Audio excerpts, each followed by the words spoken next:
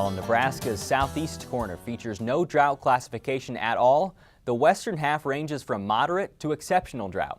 With feed supplies already in short supply, UNL Extension recently held a workshop on the sustainable use of crop residues on cow-calf and yearling operations in Meade and North Platte, featuring academic experts and an industry panel.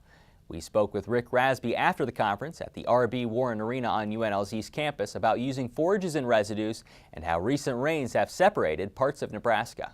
You take a look at eastern Nebraska, we've received rain, and it's been good rain too, and so you know, the pastures have greened up. Probably as important, the ponds have filled up too, so at least there's a watering source out there. As you move further west, not as much rain, and you know, you get pasture green up, but without moisture, that pasture is probably going to be stressed here if we get some warm weather, and we will get warm weather. And so I think for the most part we've been blessed with some rain on some end of the states, but in other ends of the state probably not as well. Is liquidation still on the radar for some producers? You know, you take a look at sales in Nebraska and sale barns. You take a look at what they're sending out. There's still pairs coming to town, and so you know, we're into June, and so we typically would turn out in May in some of the more ranch country, and they probably made some evaluation in regards to the amount of forage that they'll have available, and that's why we're still seeing some pairs come to town. You were part of a UNL Extension workshop talking about some different utilizations for some sort of feed use here, because it's probably going to be short again this year. When you look at the forage supply, what does that look like? Well, if you take a look at overall forage production over the last few years, there's a steep decline nationally, and there's probably a couple reasons for that.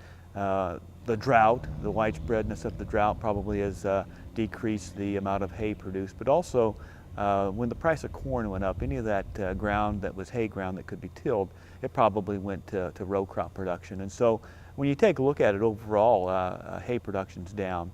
And that would be probably the same case here in Nebraska.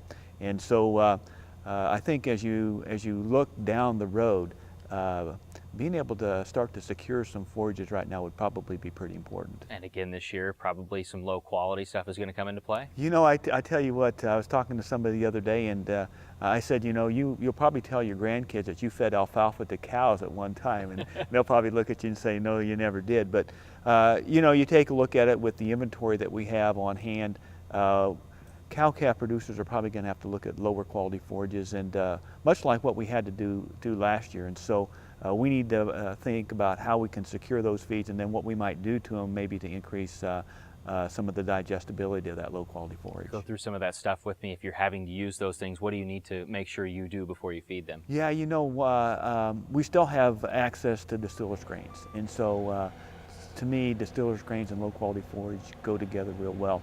Of course, it needs to be priced right, and so we need to continue to take a look at that as an option here in Nebraska.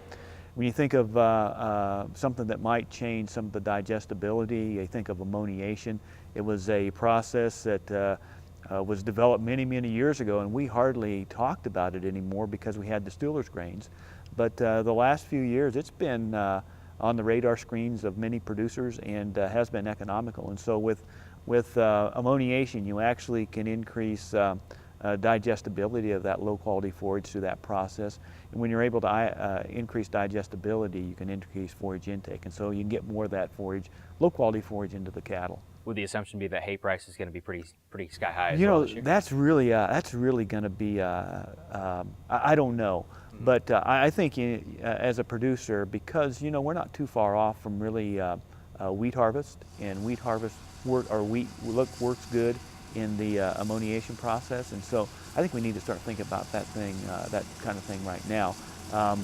You know, with the hay inventories and the amount of hay that we used, it's hard to think that it's not going to be high priced, but let's see if we can't get a hold of some low quality forage and keep costs down. What about cover crops? Do they come into play as well? They do, and you know, you think about our use of crop residues, and we've pushed that, and our data would suggest that if you stock corn stalk residue at what we would recommend to stock that residue field at, really there's no negative impact on subsequent yield, that being either soybeans or corn. And so The other thing is that there's some of those that corn acres are taken off as silage, and that's a good feed, not only in the feedlot side of things, but also in the background in the cow-calf. And so being able to add something back onto those fields is probably pretty important. And we have some folks that are really taking a look at the use of cover crops, especially after silage, or even we have some acres where they produce seed corn, and that would be an excellent place to use cover crop.